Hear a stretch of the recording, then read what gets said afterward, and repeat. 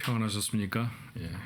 8월의 마지막 날 8월 31일 목요일 아침 예배 매일 예배 시작합니다. 기도할까요? 은혜와 사랑이 많으신 하나님, 오늘도 저희들에게 복된 날을 주셔서 감사합니다.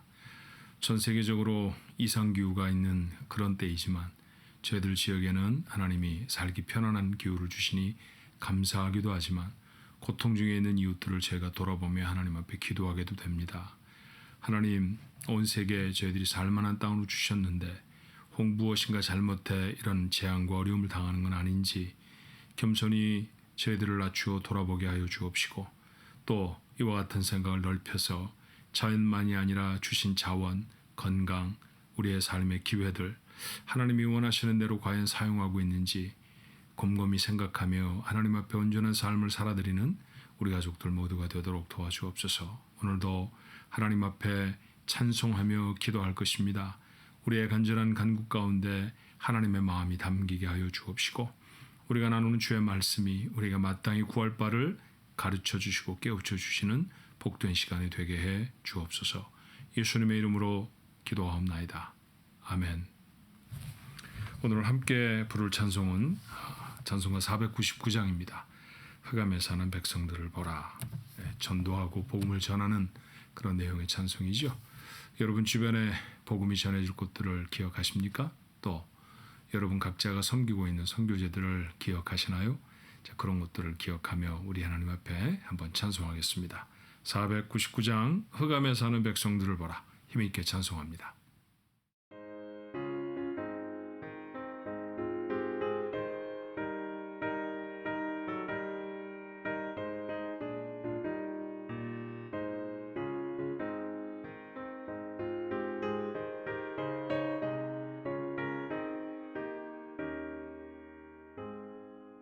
흑암에 사는 백성들을 보라. 수많은 심령 멸망하겠네.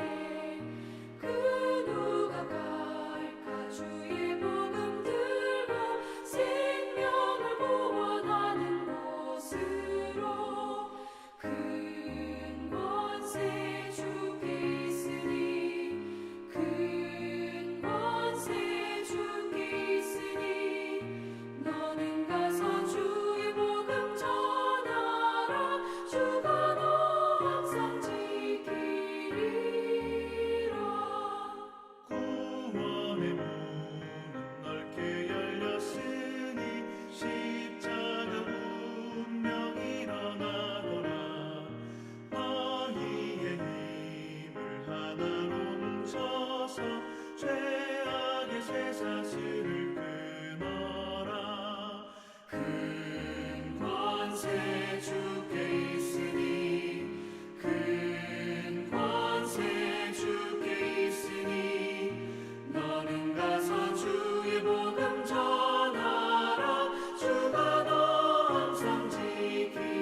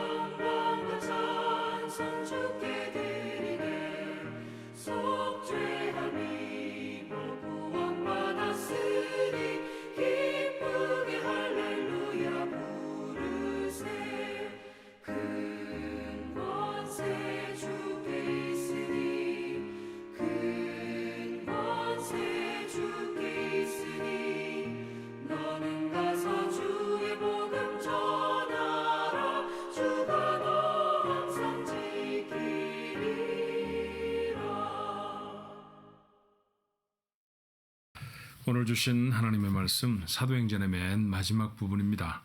28장 23절로 31절 말씀이에요. 우리는 보통 매일 예배 때 성경 같은 목소리로 같이 읽습니다. 어떤 곳에 있든지 보통 이것이 첫 시간이 되어질 가능성이 높은데요.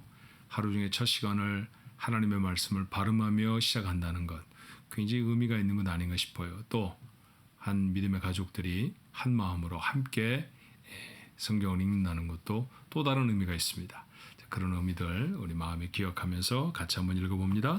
23절부터 31절까지의 말씀입니다.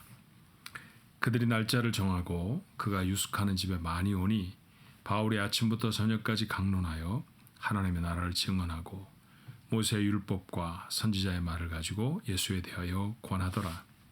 그 말을 믿는 사람도 있고 믿지 아니하는 사람도 있어 서로 맞지 아니하여 흩어질 때 바울이 한 말로 이르되 성령이 선지자 이사야를 통하여 너희 조상들에게 말씀하신 것이 옳도다. 일러스되 이 백성에게 가서 말하기를 너희가 듣기는 들어도 도무지 깨닫지 못하며 보기는 보아도 도무지 알지 못하는도다.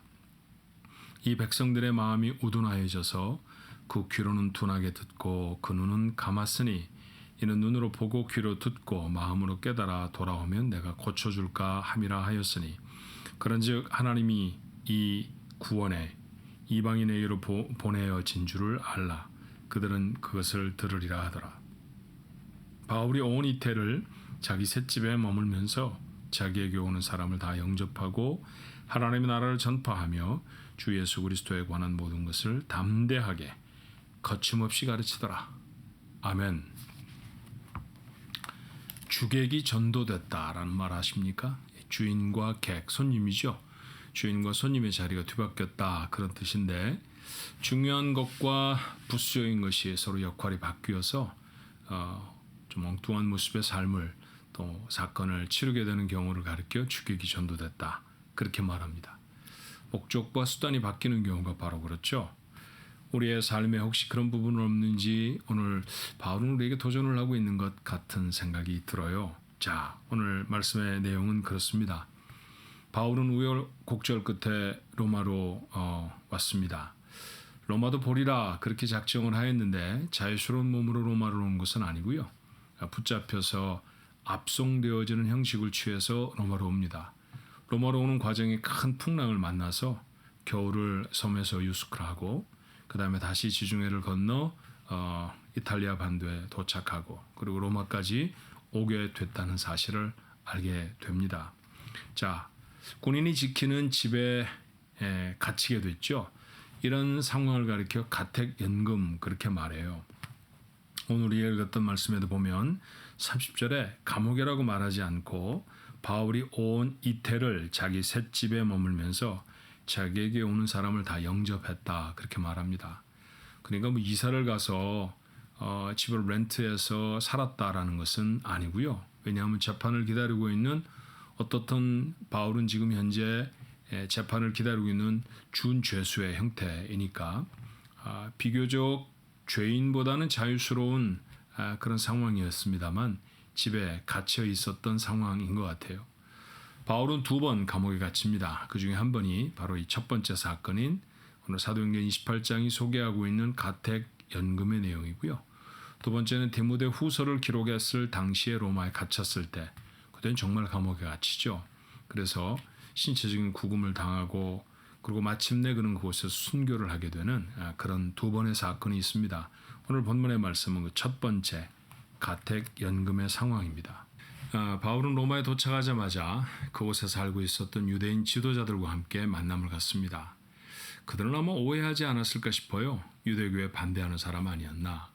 이 사람이 랍비가 되려고 수학하던 사람인데 마음이 바뀌어서 유대교를 배반하는 사람, 하나님을 대적하는 사람이 되어졌다라는 오해를 가질 수 있죠. 그래서 그들을 모아서 그가 지금 반대하고 있는 것은 그들이 알고 있는 유대교의 율법도 아니고 구약의 하나님, 또 구약에 가르쳐 주신 유대인의 전통을 반대하는 것이 아니라 도리어 그 약속의 실체로 오신 주님을 선포하는 것이라는 사실을 그들에게 말합니다. 로마에 사는 사람들, 특별히 그 유대인들은 조금 마음이 관대했던 것 같아요. 본토에서 혹은 소아시아 지역에 흩어져 있던 유대인들로부터 우리가 바울에 대해서 비판하는 얘기도 듣지 못했고 내 말이 잘 됐다 잘못됐다 이런 얘기를 들은 적이 없으니까 우리에게 다시 한번 얘기해 봐라. 그렇게 아마 기회를 준 것처럼 보이죠. 자, 그 기회를 얻자 그는 예수 그리스도를 선포하게 됩니다. 오늘 본문의 말씀에 보니까 23절에 많은 사람들이 그를 찾아왔다고 했죠. 물론 이 많은 사람들 중에 우선되어지는 사람들은 유대인, 특별히 유대인 지도자들이었을 것입니다. 이 기회를 통해 그는 오늘 첫 절에 있는 말씀처럼 하나님 나라를 증언하고 예수에 대하여 권하였다고 했습니다. 결과는 어떤 것이었나요? 24절에 그 말을 믿는 사람도 있었고 믿지 아니하는 사람도 있었습니다. 자, 생각해 보면 그는 지금 유대인들에게 이런 말을 전할 수 있는 기회를 어떻게 갖게 되었을까요? 두말할 것도 없이 그가 유대인이었기 때문입니다. 더군다나 유대인의 학파 중에서 유명한 가말리엘의 문화에서 공부하던 사람이었죠. 그래서 그를 조금쯤 알고 있었던 사람들도 있었을지 모릅니다. 그렇게 유대인이라는 신분으로 인하여서 그는 유대인에게 복음을 전하고 있죠. 또 그는 어떻게 지금 로마까지 가게 되어졌을까요? 유대인들과 시비가 붙어서 그는 재판에 넘겨지게 되었는데 가이사에게 상소를 해서 로마까지 오게 되었습니다. 가이사에게 상소해 황제의 재판을 받게 되어질 사람은 로마의 시민권을 가지고 있는 사람이어야 했죠. 바울은 이와 같이 로마의 시민권을 가지고 있는 사람이었습니다. 그는 그가 가진 시민권이라고 하는 신분을 통해서 로마의 시민이라고 하는 신분을 통해서 로마까지 오게 되어졌고 그 과정을 통해 고위 지도층들, 예를 들면 유다에서는 유다의 총독 또는 갈릴리 지역을 다스리고 있었던 분봉왕에게 복음을 전할 수 있는 귀한 기회를 갖습니다. 로마에 도착해서도 시위대 사람들에게도 복음을 증거하게 되어졌고요. 그 사람들은 물론 두말할 것도 없이 로마 사람들이죠. 그렇게 그는 로마 사람이라고 하는 신분으로 로마 사람들에게 또 그가 만날 수 있는 접촉할 수 있는 사람의 폭을 넓혀 복음을 증거하는 데 도구로 사용하고 있습니다. 그는 배움이 깊었던 사람이지요. 많은 것을 알고 있었고 여러 나라의 말들을 할 수 있었던 탁월한 학자였고 지식인이었습니다. 가는 곳곳마다 철학적인 사람들을 만나면 철학적으로, 종교적인 사람들을 만나면 종교적으로, 그들이 히브리 사람이면 히브리어로, 또 아람어를 사용하는 사람들이면 아람어로, 때로 헬라어를 또 라틴어를 사용하는 사람들이면 그들에게 맞추어 그들의 말로 복음을 변증할 수 있는 사람이었죠. 사람들은 아마 적지 않이 놀랐던 것 같아요. 자, 그가 가지고 있던 지식을 통해서 그는 좋은 직업을 얻기를 원하는 사람이 아니었습니다.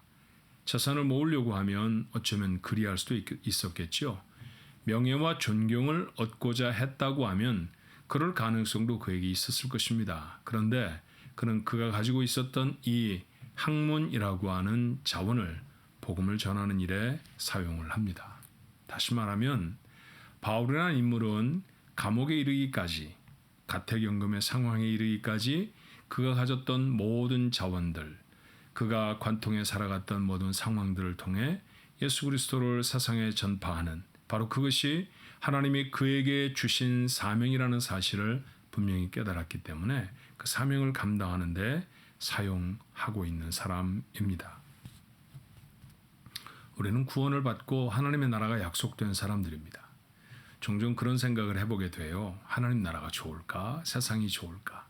여러분 어떻게 생각하십니까? 하나님 나라가 훨씬 좋죠. 천국은 말로 다 할 수 없는, 표현할 수 없는 아름답고 귀한 곳입니다. 그래서 그곳이 우리에게 약속되어져 있다는 사실은 놀라운 축복이 아닐 수 없어요. 그런데 왜 하나님은 약속만 하시고 우리를 바로 데려가시지 않는 걸까요? 여전히 우리는 고통스럽고 힘겨운 세상 속에서 삽니다. 그 세상에 살아간다는 것이 얼마나 힘겨운 일인지 오늘 이 예배를 참석하는 여러분 중에 모르는 분이 계세요? 없죠.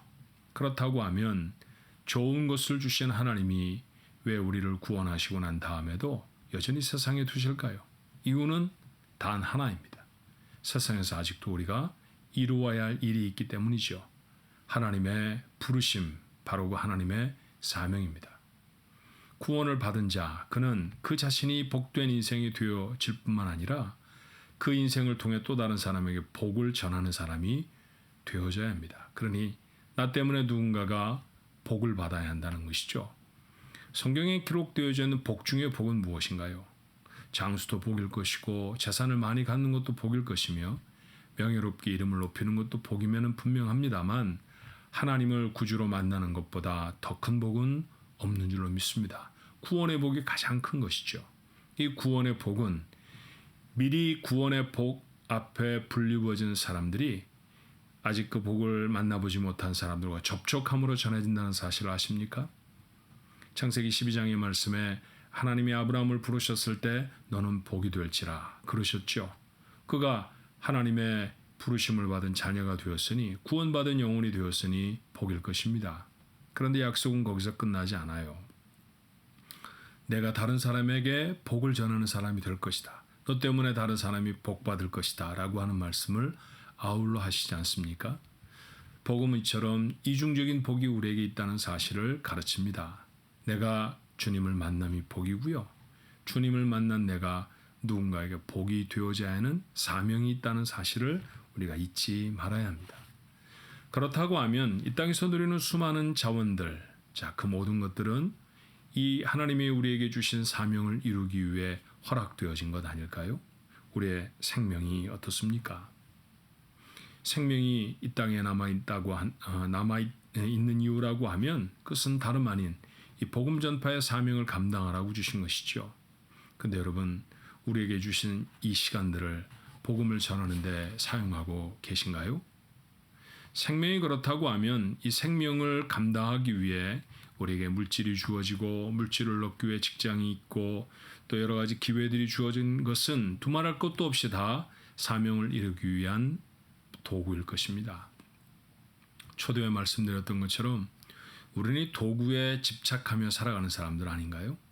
이것을 주신 이유는 하나님의 부르심에 합당하게 살라고 주신 것인데 사명은 잊어버리고 도리어 우리는 물질이나 명예나 이 세상의 생명 그것을 더 집착하며 그것을 최고의 목적으로 삼고 살아가는 것이 아닌가 하는 생각이 듭니다. 만약 이렇게 살고 있다고 하면 이것이야말로 주객이 전도가 되어진 주인과 손님의 위치가 바뀌어져 버린 삶일 것입니다. 그런 삶은 복된 인생이 될 수가 없죠. 사도 바울이 자신의 마지막 삶까지를 다 불태우며 하나님이 원하시는 삶의 목적을 이루기 위해 최선을 다하며 살았듯이 오늘도 우리에게 주신 자원이 무엇인지 생각하며 그 자원을 하나님의 부르심을 위해 사용할 수 있는 하나님이 우리에게 주신 모든 기회가 하나님의 부르심의 그 놀라운 사명, 그 목적을 위한 도구가 되어지는 온전한 순서의 삶을 살아가는 우리 모두가 되어져야 할 것입니다. 자, 사도행전을 마치며 이런 말씀 하나를 덧붙이고 싶어요. 사도행전에는 별명이 하나 있습니다. 그것은 성령 행전이라고 하는 별명이죠. 성령이 임하셔서 하나님의 사람들이 어떻게 복음을 전파하는 데 쓰임을 받았는지에 대한 기록이 바로 사도행전이라는 말씀입니다. 성령의 능력을 받으면 예루살렘과 유대와 사마리아와 땅끝까지 이르러 내 증인이 되리라. 그 말씀으로 시작한 것이 사도행전이라고 하는 것을 우리는 압니다. 그 중에 명멸에 갔던 수많은 위대한 인물들, 오늘 우리가 살펴보고 있는 바울 같은 사람도 그랬고요. 바울 이전에는 베드로라는 사람도 있었고 교회의 첫 번째 집사로 세워진 스데반이나 사마리아 땅에 처음 복음을 전했던 빌립과 같은 사람도 있을 것입니다. 대단한 인물들입니다. 그들이 행했던 일들이 대단한 일들이었습니다. 어떤 이는 병자를 고치고 어떤 이는 죽은 자를 살려냅니다. 하늘의 놀라운 기적들을 이루어내는 사람도 있었죠. 학교라고 거의 다녀보지 못했을 사람이 요즘 같으면 박사학위를 여러 개씩 가지고 있는 사람들 앞에 복음을 증거하는데 그들의 마음에 지진이 일어나게도 하였던 놀라운 역사, 베드로의 사건 아닙니까? 그래서 3,000명씩 5,000명씩 하나님께로 돌아오는 역사도 보았습니다. 이 어마어마한 사건. 그런데 그 대단한 사람들과 어마어마한 사건의 배후에 누가 계십니까? 바로 성령 하나님이 계십니다. 오늘 우리가 세상을 다시 삽니다. 우리는 어쩌면 베드로 같은 사람, 바울 같은 사람은 아닐지 몰라요. 우리가 행하는 일, 죽은 사람을 살린 적도 없고요. 우리가 누군가에게 복음을 전하면 한 사람의 영혼도 돌아오게 할 수 없는데 어떻게 3,000명을 돌아오게 하겠습니까? 라고 탄식할지 모릅니다. 하지만 하나님의 말씀은 구경만 하라고 우리에게 있는 것은 결코 아닐 것입니다. 이와 같은 사건의 배후에 성령이 계시다고 하면 그 성령은 변함없이 여러분과 저의 배후에도 계시지 않겠습니까? 오늘 우리가 이 땅을 살아가는 것은 또 다른 우리 나름의 사도행전을 기록하는 삶이 아니겠습니까? 그렇게 성령이 동행하시는 삶, 그래서 사도행전, 내 나름의 사도행전을 기록해내는 복된 인생, 여러분과 제 인생이 되어야 할 줄로 믿습니다. 오늘 여러분은 사도행전 몇 장을 쓰시겠습니까? 누군가에게는 29장이, 누군가에는 30장이 될 수도 있겠네요. 네, 그렇게 성령이 도우셔서 멋진 인생을 살아내는 우리 가족들 모두가 되시기를 주님의 이름으로 축원합니다. 기도하겠습니다. 선호가 바뀌어진 삶을 살아가는 것은 아닙니까? 살게 하셔서 저희들의 삶을 통해 하나님의 부르심의 목적을 이루게 하시는데 그 일을 위해서 건강도 물질도 재능도 주셨는데 어쩌면 우리는 목적을 이루는데 이 도구들을 사용하는 것이 아니라 도구만 어루만주며 살아가는 사람들인지 모릅니다. 하나님 눈을 뜨게 하옵소서. 열정적으로 불같이 살아냈던 사도행전의 위인들처럼 그렇게 우리 몫에 대인 사도행전들을 기록해내며 하나님의 원하시는 모습으로 살아내는 열정적인 삶의 주인들이 오늘 이 아침에 예배하는 하나님의 모든 권속들 되어지게 하시기를 간절히 원합니다. 저들을 성령님 도우셨듯이 우리도 성령의 도우심을 힘입게 될 줄로 믿습니다. 성령님 우리와 함께 하셔서 하나님의 놀라운 역사를 이루어 주시옵소서. 예수님의 이름으로 간절히 기도하옵나이다. 아멘.